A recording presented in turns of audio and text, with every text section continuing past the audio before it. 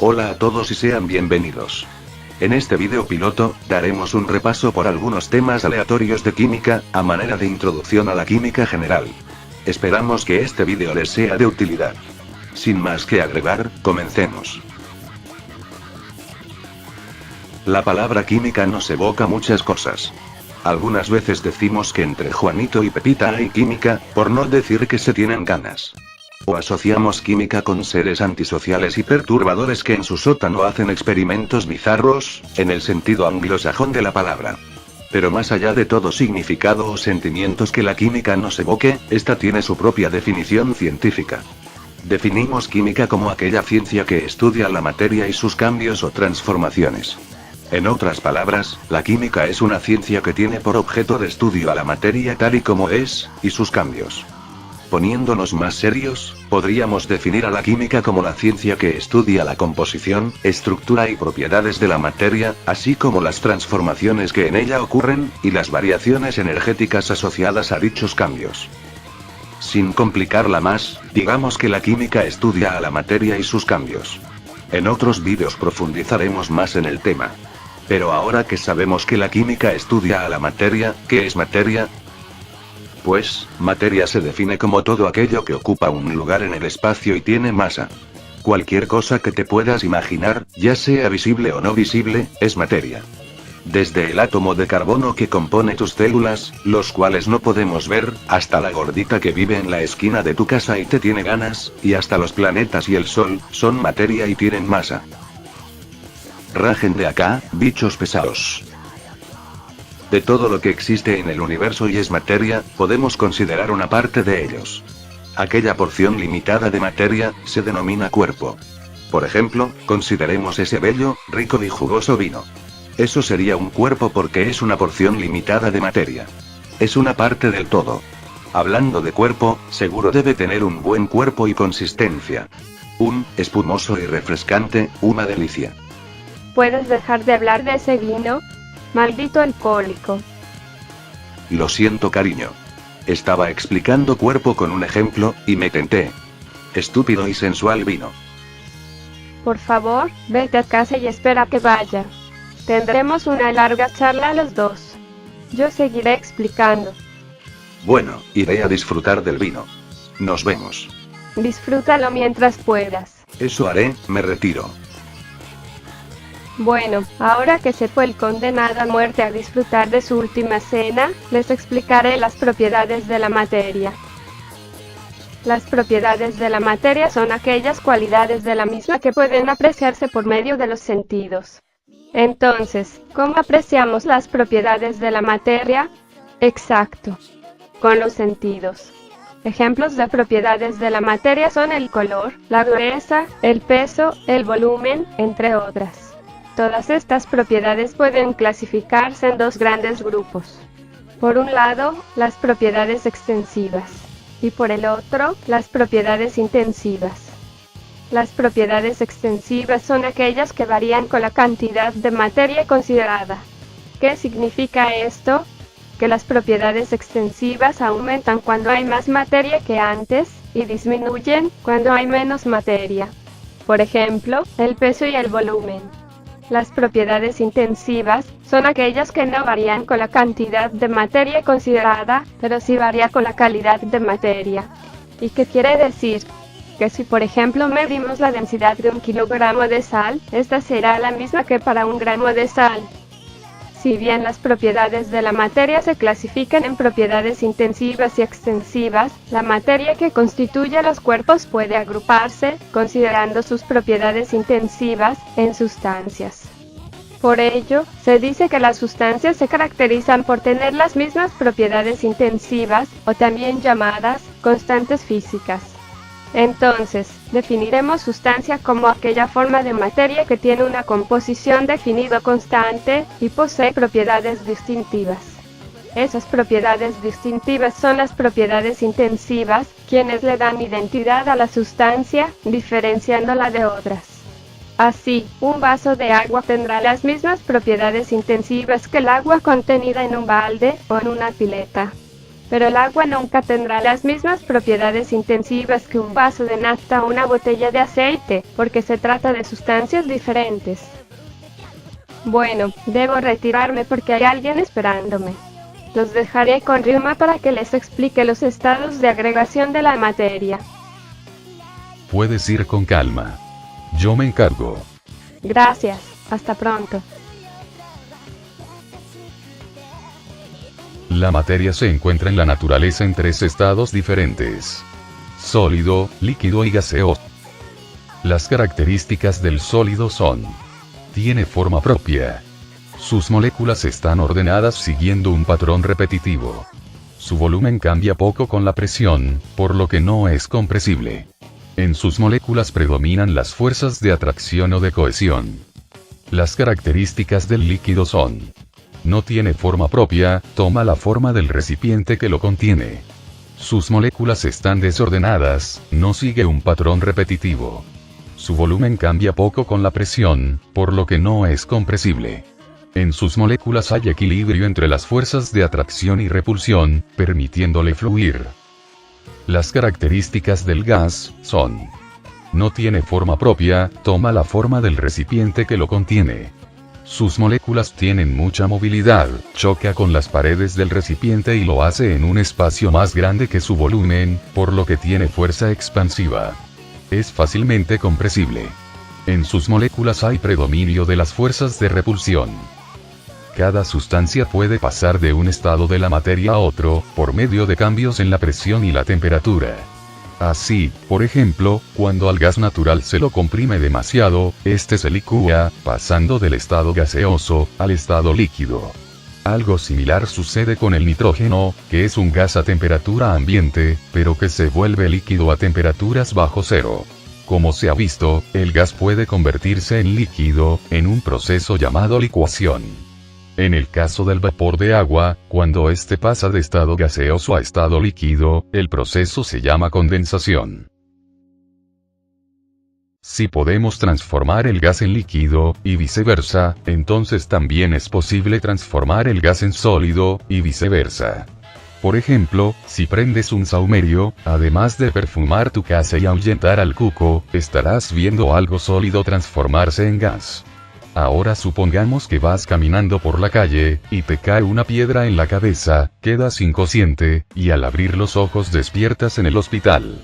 Adelante está el televisor anunciando que ha caído granizo del tamaño de una pelota de golf. Entonces, como buen estudiante de química, eres consciente de que esa piedra que casi te mata, era originalmente vapor de agua, que por acción del frío se convirtió en hielo, cayendo por su peso sobre tu cabeza. Al cambio de sólido a gas, y de gas a sólido, se le llama sublimación. Ahora, si queremos pasar de sólido a líquido, y viceversa, imaginemos la siguiente situación. Te vas al negocio a comprar una Manaos de pomelo, y el kiosquero te la vende caliente. Como hace calor para ir a comprar en el otro negocio, la compras y te la llevas a tu casa. Sirves ese elixir en un vaso y, para enfriarla, le pones un par de cubitos de hielo. A la botella la metes en el congelador para que se enfríe mientras miras tu serie. Te entretienes con la trama y cuando te acuerdas del vaso, el hielo se ha derretido, arruinando el vital elemento. Enojado te levantas y te vas a sacar la botella de la heladera, pero te das cuenta de que tu manjar de dioses está congelado y es intomable.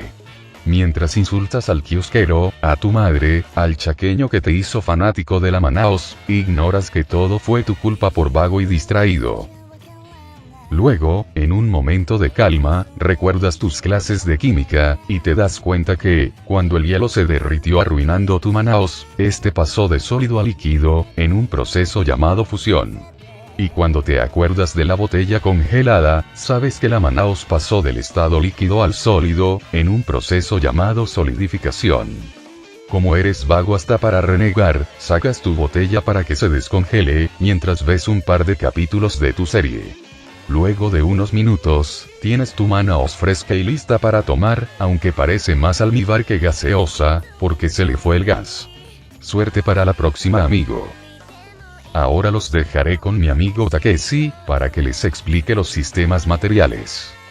El concepto de sistema material es muy parecido al concepto de cuerpo, con la diferencia de que, mientras que cuerpo puede ser cualquier clase de materia, el sistema material es una porción limitada de materia que es aislada del medio para su estudio. Estos sistemas materiales se clasifican en sistemas materiales homogéneos y sistemas materiales heterogéneos. Los sistemas materiales homogéneos son aquellos sistemas que poseen las mismas propiedades físicas y químicas en los distintos puntos de su masa. ¿Y qué quiere decir eso? Que no importa de dónde saques una muestra para medir sus propiedades, estas siempre serán las mismas. Los sistemas materiales heterogéneos son aquellos sistemas que poseen distintas propiedades físicas y químicas en los distintos puntos de su masa. Están formados por dos o más sistemas homogéneos. Además, estos sistemas presentan una superficie de separación o discontinuidad que separa un sistema homogéneo de otro. También existen sistemas materiales llamados inhomogéneos, que aunque tengan diferentes propiedades físicas y químicas en los diferentes puntos de su masa, no presentan superficie de discontinuidad. Un ejemplo de esto sería la atmósfera terrestre, o dicho en criollo, el aire que respiramos. La atmósfera, aunque parece homogénea, presenta diferentes propiedades según el lugar en que se tome la muestra. No es lo mismo analizar la composición del aire de La Rioja, que la composición del aire de Beijing, o la cima del Cerro Bonete Chico. Si consideramos a los sistemas heterogéneos como sistemas formados por dos o más sistemas homogéneos, entonces designaremos a cada sistema homogéneo, que compone un sistema heterogéneo, con el nombre de fase. Entonces fase es cada sistema homogéneo que forma parte de un sistema heterogéneo. Por ejemplo, un vaso de Manaos de pomelo con 2 cubitos de hielo. La Manaos está formada por 2 fases, líquida y gaseosa, y cada cubito por sí solo es un sistema homogéneo. Por lo tanto, este sistema heterogéneo cuenta con 4 fases. Los 2 cubitos de hielo, el líquido de la Manaos, y su gas, en forma de burbujas. Bueno, los dejaré con Akane, quien les explicará los métodos de separación de fases.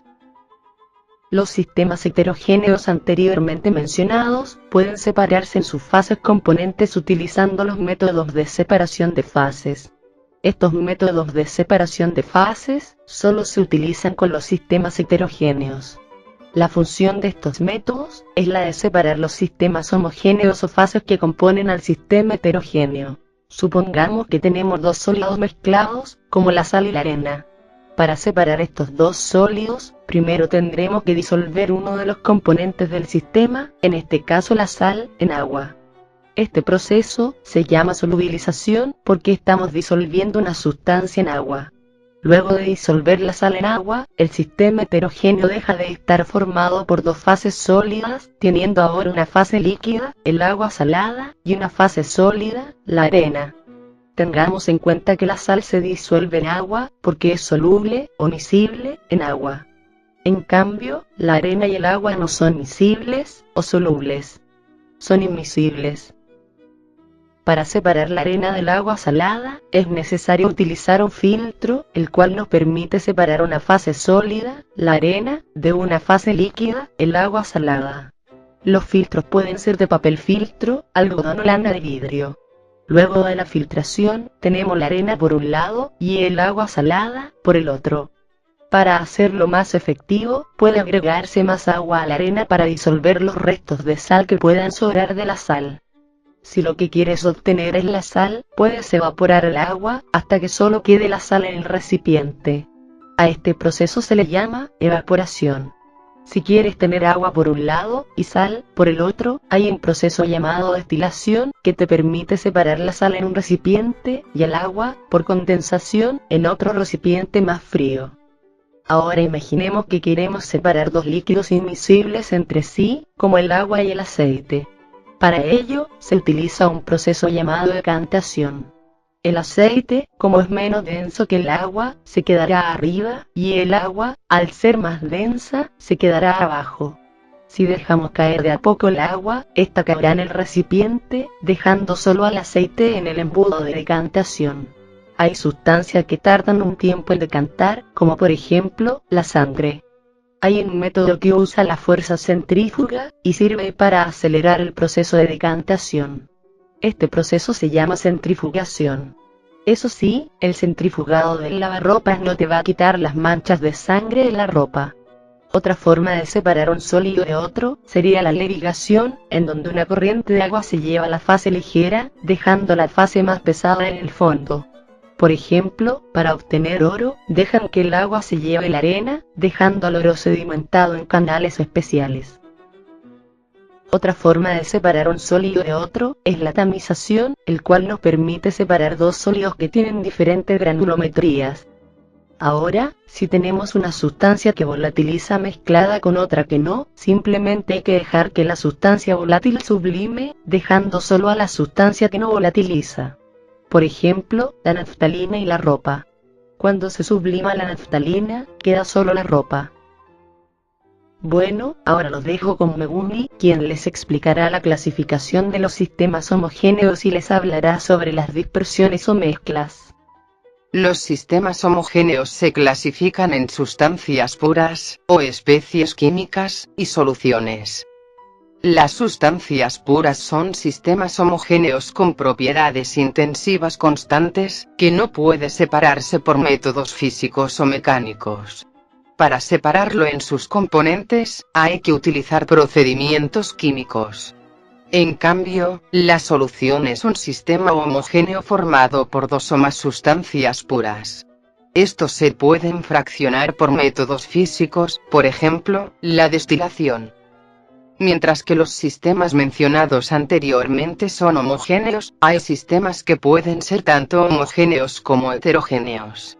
Estos sistemas que pueden ser homogéneos o heterogéneos, están formados por más de una sustancia, y se caracteriza por no tener una composición definida.